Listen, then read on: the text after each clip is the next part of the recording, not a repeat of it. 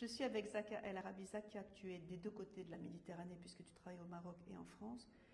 Et tu me disais qu'au Maroc, il y a vraiment des cas de rétinopathie diabétique dramatiques avec une chirurgie qui devient très très difficile. Est-ce que tu peux me donner des trucs et astuces quand la rétine se complique? Bien sûr, le contexte marocain est différent du contexte français parce que malheureusement, par région, il y a des patients qui ont une difficulté à l'accès du soin. Ils arrivent à un stade très avancé en chirurgie.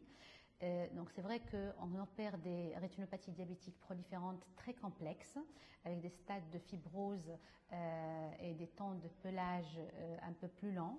Moi personnellement, depuis que j'ai commencé à opérer ici au Maroc, j'ai appris beaucoup de choses dans la rétinopathie diabétique chirurgicale, parce qu'on fait des cas très évolués justement. Je reste avec les mêmes indications qu'en France. Après, sur le plan technologie, je suis en 25 gauge. C'est vrai que le pelage prend plus de temps.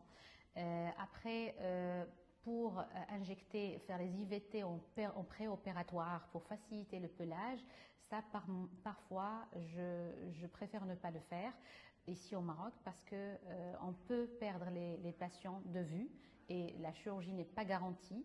Et par la suite, il risque de se compliquer par les IVT au lieu de faciliter la chirurgie. Donc la particularité, c'est l'équilibre diabétique, c'est-à-dire je tiens toujours à équilibrer mes patients, même dans le cadre de l'urgence, l'envoyer à l'endocrinologue et commencer à équilibrer le diabète avant d'opérer. Si j'ai pas la possibilité de préparer le patient par un anti-VEGF avant la chirurgie, j'arrête bien sûr tout ce qui est anticoagulant pour diminuer le saignement péropératoire.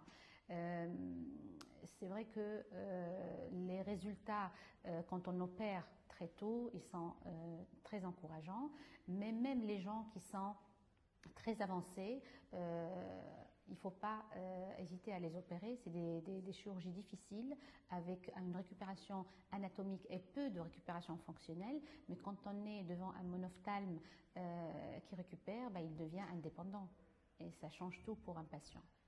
D'accord, merci de ce message d'espoir. Merci.